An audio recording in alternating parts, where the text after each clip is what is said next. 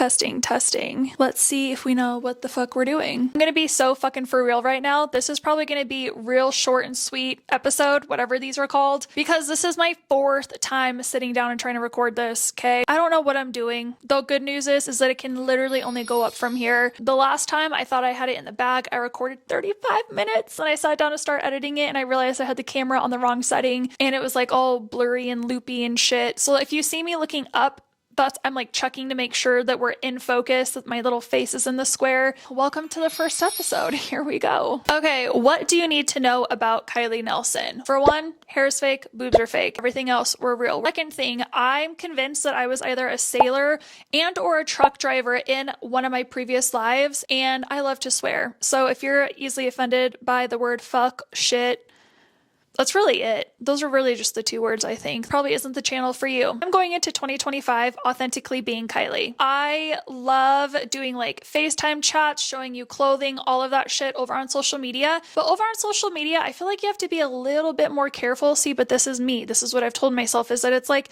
you gotta be clean, cookie cutter. And like my YouTube channel, I want this to be so authentically me. I'm tired, Grandpa. It's too damn bad.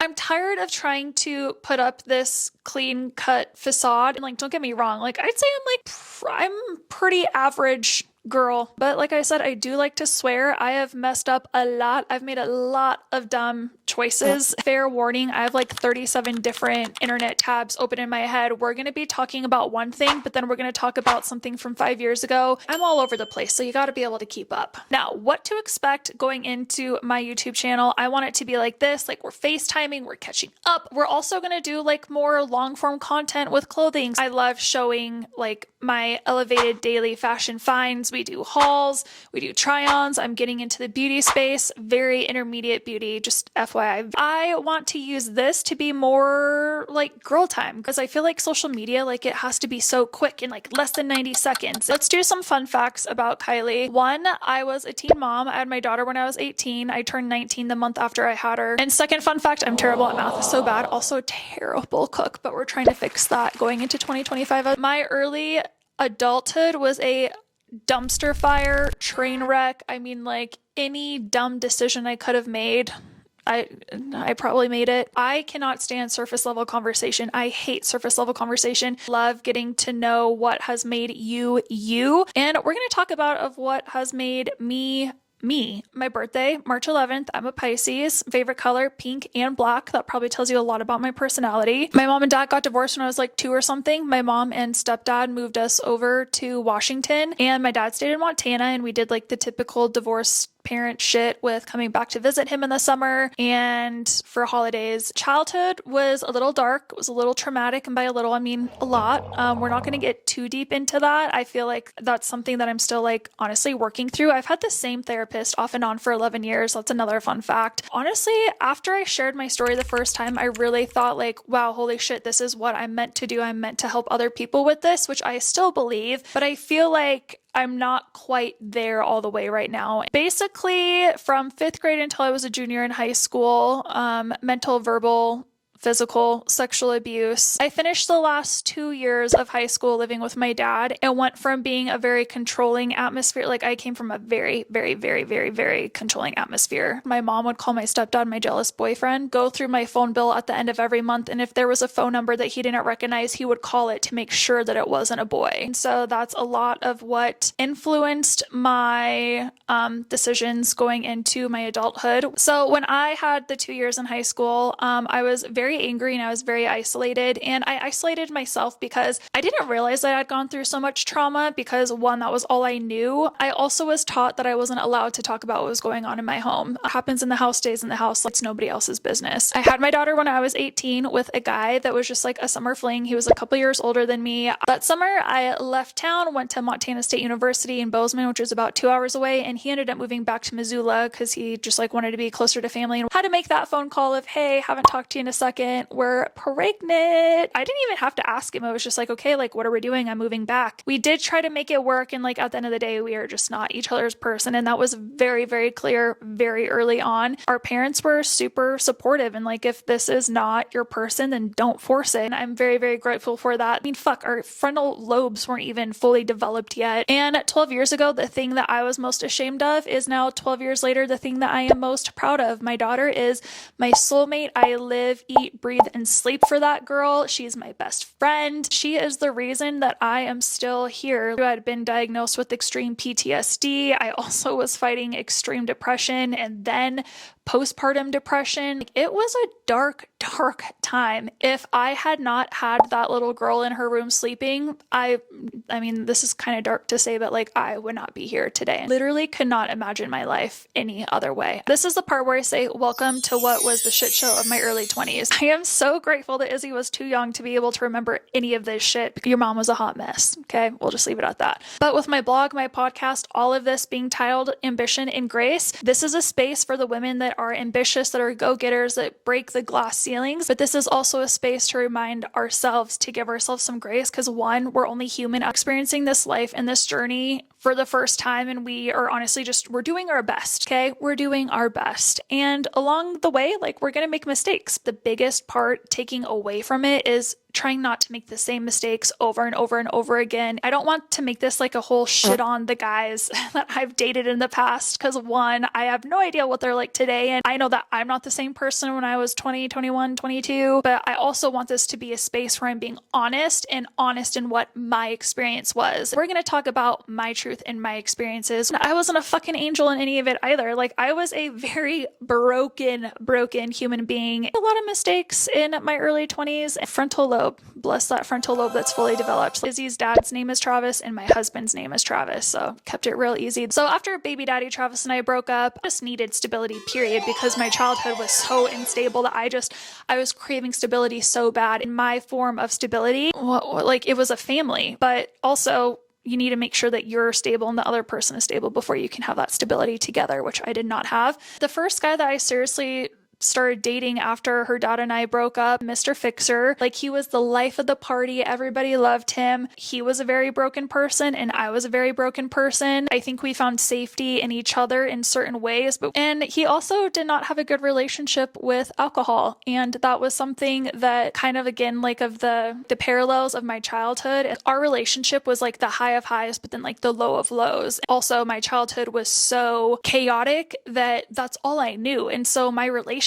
were chaotic. And I ended up getting engaged. We broke off the engagement, got engaged again, and then broke up. After him and I ended our engagement, the next guy I got into a serious relationship with, this was the most dumpster fire, hot mess relationship ever. Love bombed as shit. Like, love bomb, love bomb, love bomb. Even my dad was like, Kylie, this isn't normal. I was like, oh my God, this is great, because gifts and that shit is my love language. We got married after knowing each other for 10 months. Giant no-no. Also, through therapy, I've learned that it takes about 18 months for you to truly get to know somebody. Like, yeah, 10 months in, I mean, even 6 months in, God, relationship was bad. It was really bad. Almost kind of like, I feel like he would test me to see what he could get away with, and he could get away with a lot. Low self-worth. Again, it's what I saw growing up. Oh, like, it's gonna get better. And then when it gets so bad and you're constantly just thinking of like how great it was in the beginning, it's constant chase of like trying to get back to how it was in the beginning. We were married for 4 months. My flex is that I was married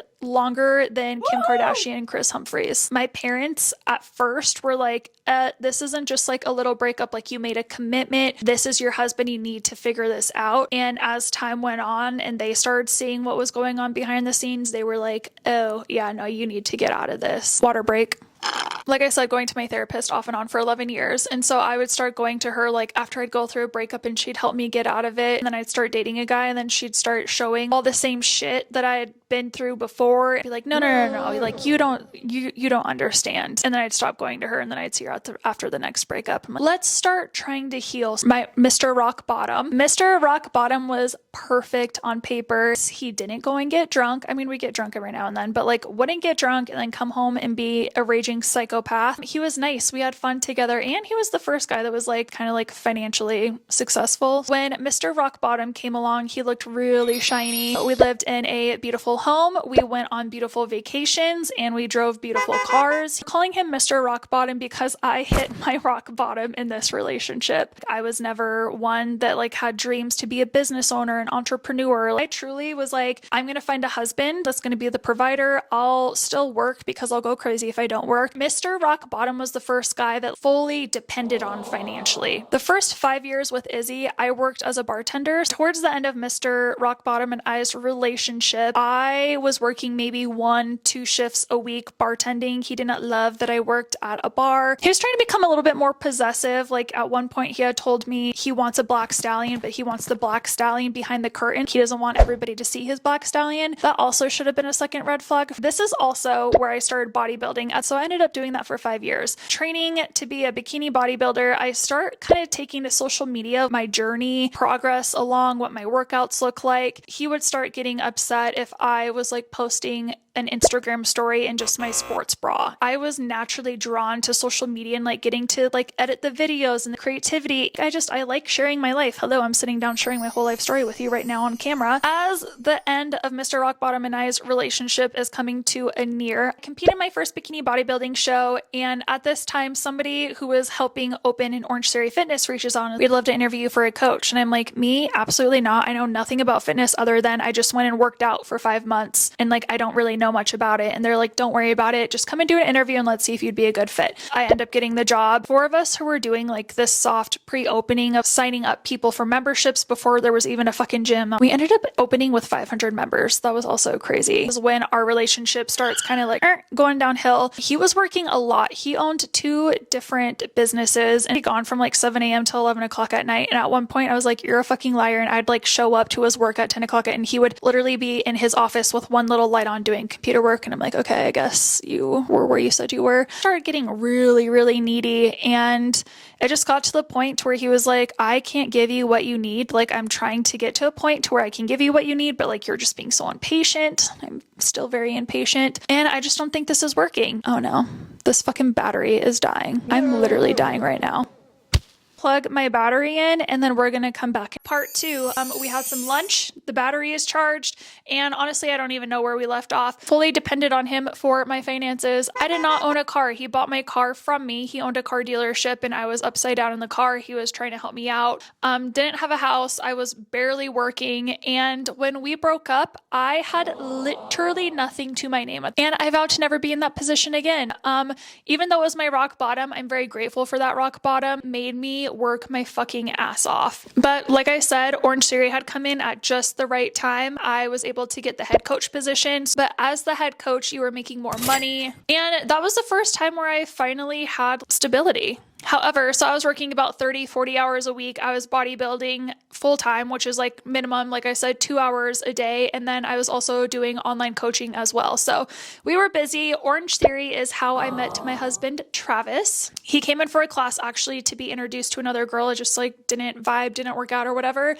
And we ended up running into each other all over town, like multiple times throughout the summer. I'd added him on Facebook. He sent me a super cheesy line about like food or asking about food, and that's what we always joke about now of like knowing him. He's so into food and like macros and all that shit, so like he did not need help with food. He was purely just trying to slide into the DM, and we've been together for going on freaking 7 years. We just celebrated our 4th wedding anniversary. So back to Orange Theory in my career, I do not feel fulfilled in what I am doing. It is draining. I hated my job the last year that I was there. I was trying desperately to find other careers to go in. It's funny when you turn around and look back at your life and see like how God like totally was like orchestrating everything, even though you had no clue what was going on. This time I'd built up a little following. I had like 10,000 followers when sharing my bodybuilding journey. I was sharing workouts. One of the members at Orange Theory, she had just opened a women's clothing boutique and asked if I wanted to model for her. Me and women's fashion have nothing in common. I was wearing workout clothes every day,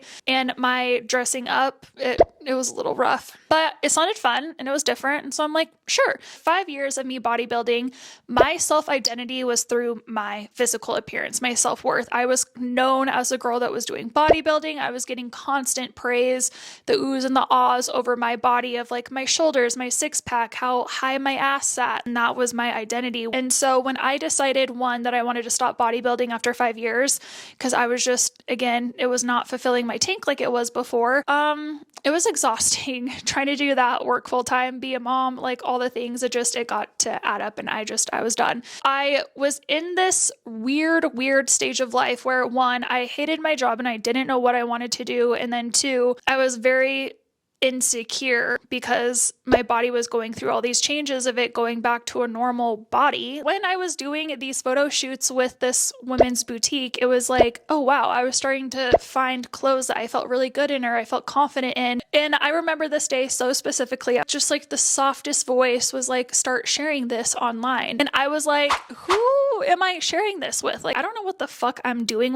I start doing it for fun and living in Montana. I think our town is like 100,000. People talking shit about me, people talking behind my back of like, what the fuck is she doing? And I'm like, no clue what the fuck she's doing. But then I started finding a lot of joy in the creative part of it, and it became really fun. I go to Trav and I'm like, hear me out. I'm not exactly sure how we can make money from it yet. I'm still doing research in it. But what if I like make this my job? And he was like, how do we make money from this? Like, please explain. Let's give it a year and see what happens. I end up finally quitting my job in the fitness industry. I was also selling beauty counter products at the time, so I had that monthly income coming in as well, so I wasn't just like completely cut dry from any income. I went into debt that year because I am an all in or all out kind of person, kind of like with the bodybuilding thing, and I just ended up taking like a ton of classes of trying to learn how to use social media, how to monetize it, starting a blog, like my blog Ambition and Grace. My blog has also lived many lives. I'm the type of person that wants to learn how to do everything myself before I hire other people. And secondly, I didn't have money to hire anybody to help, so I had no other option but to do it myself. 4 years in, we are now sitting here starting a YouTube channel. It kind of all goes back to, I always say that this is so much deeper than just sharing clothes or like what I just ordered from Aritzia. It goes way back to what we talked about in the beginning about like the dark, traumatizing childhood that I had been in. And I am grateful that God has been able to take something that was so hurtful and something that was like so broken, somebody that was so broken, and be able to take that and to help inspire and encourage other women who have been in the same position of feeling less than, of being taught to not be seen. Growing up, I was taught to be a wallflower. I was taught to not stand out. If I stood out and I caught a boy's attention, I would get in trouble for that. Like, I'd literally get in trouble if my stepdad would find out that a boy had a crush on me, because then I'd turn around and be asked, well, what are you doing for him to like you? And send me to school and say, see who's going to like you or think you're pretty now. For me to be able to now, 15 years later, be able to tie it back into my purpose of sharing an outfit, and if that helps a woman feel more confident on her first date or her 10-year anniversary date, or to show up at her kid's soccer practice more confident, or showing up to her work, or just whatever it is, if I can play like the tiniest part in their day of them feeling more confident and being seen in the outfit that I share with them, or the fucking blush that I share with you for you to feel more beautiful, that fills my tank tenfold. That is my God-given purpose right now. I do have a feeling that in like 5-10 years that is going to change and it's going to look a little different, but right now, in the past 4 years especially, like, I love my job. I'm so excited to sit down and to talk to you and to share my experiences. And that's what I've said since day one from 10 years ago when I first shared my story of, I share my story so others can acknowledge their stories. And especially when it's such dark times and when we have dark memories, like I said, it can be very isolating. And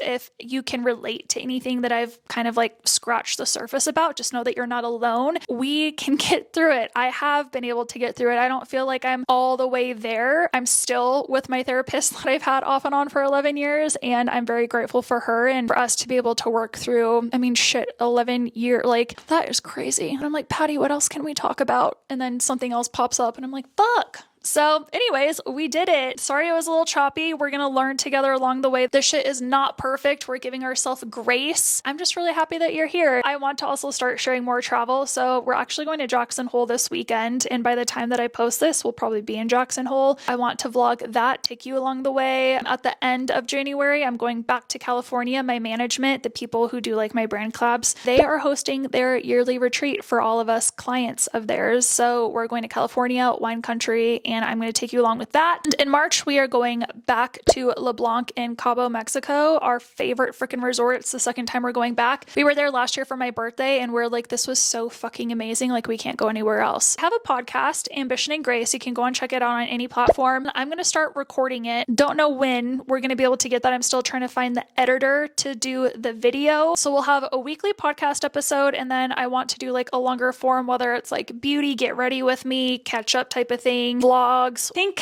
that's a wrap. Is that what we say? That's a wrap. See you next time.